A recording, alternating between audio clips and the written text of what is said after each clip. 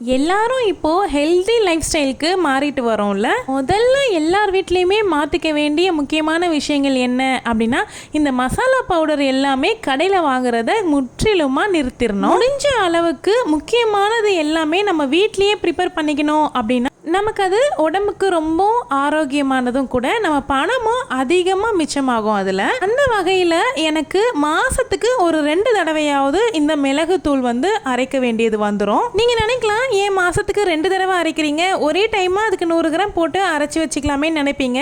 But நான் 50-50 கிராம்னு தனித்தனியாக காலி ஆகும்போது அரைச்சிப்பேன். ஏன்னா அப்போ தான் வாசம் நல்லா இருக்கும், ஃப்ரெஷ்ஷாகவே இருக்க மாதிரி இருக்கும்.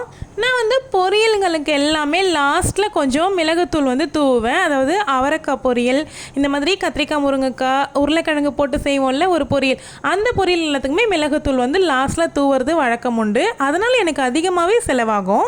அடுத்து முக்கியமாக தேவையானது பார்த்திங்கன்னா சீரகத்தூளுமே தேவை தான். சீரகத்தூள் பார்த்திங்கன்னா எனக்கு ஒரு மாதத்துக்கு ஒரு 50 கிராம்க்கு அளவுக்கு அரைச்சிக்கிட்டேன் அப்படின்னா ஓகே தான். அதுவே எனக்கு ஒரு மாதம் பக்கம் வந்துடும். இது எதுக்கு அடிக்கடி எனக்கு யூஸ் ஆகும் அப்படின்னா, நான் இந்த மக்ரூனி இந்த மாதிரி ஐட்டம்ஸ்லாம் செய்வேன்ல, அதுக்கு கொஞ்சம் சீரகத்தூள் போடுவேன். மோஸ்ட்லி நான் ரொம்ப டீயே டெய்லி வைக்கவே மாட்டேங்க. காஃபி தான் எங்கள் வீட்டில் எல்லாருமே. பட் பாட்டி எப்போ வந்தாங்களோ அப்பத்துலேருந்து டீ தான் வச்சிட்ருக்கோம். ஸோ அதனால் ஏலக்காவுமே கொஞ்சம் தூள் பண்ணி வச்சுக்கிட்டேன். அதை கிரைண்ட் பண்ணும்பொழுது வீடியோ கிளிப்பிங்ஸ் எடுக்க மறந்துட்டேன். ஸோ வறுக்கிற வீடியோ மட்டும்தான் இருக்குது. லைட்டாக சூடு எடுத்துகிட்டு சர்க்கரை போட்டு அரைச்சி வச்சுட்டேன். அடுத்து என்ன பண்ணிகிட்ருக்கேன் அப்படின்னு பார்த்தீங்கன்னா, முக்கியமானது தான் ரசப்பொடி செஞ்சிட்ருக்கேன். ரசம் கூட அப்படிதாங்க, தினமும்லாம் நாங்கள் வைக்கவே மாட்டோம். ஆனால் என் ஹஸ்பண்டுக்கு ரொம்ப பிடிக்கும். நான் வீக்லி ஒன்ஸு ரசம் வைப்போம் அப்படின்னா அந்த ஒரு நாள் ரசத்தோடையே விட்டுருவேன். அந்த மாதிரி தான் செஞ்சுட்டு இருந்தோம். பட் பாட்டி எப்போ நம்ம வீட்டுக்கு வந்தாங்களோ அப்பத்துலேருந்து ரசம் எப்போவுமே வீட்டில் இருக்க மாதிரி பார்த்துக்க வேண்டியதாக ஆயிடுச்சு. ஏன்னா அவங்க அதிகமாக ரசம் தான் சாப்பிட்றாங்க.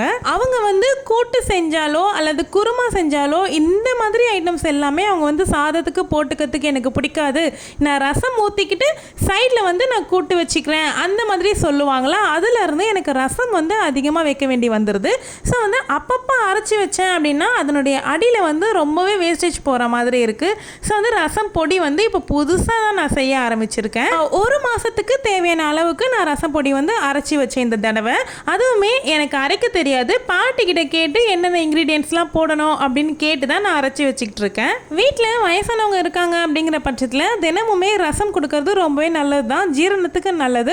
இவங்களுக்குமே ரசம் தான் ரொம்ப விரும்பி சாப்பிட்றாங்க. அதனால் இந்த ரசப்பொடி ரொம்ப முக்கியமான பொருளாகிடுச்சு. இப்போ எனக்கு இந்த பொடியை அரைச்சி யூஸ் பண்ண ஆரம்பித்ததுலேருந்து எனக்கு ரசம் அடி ரசம் வரைக்குமே வேஸ்டேஜ் இல்லாமல் நல்லாவே போயிட்டுருக்கு.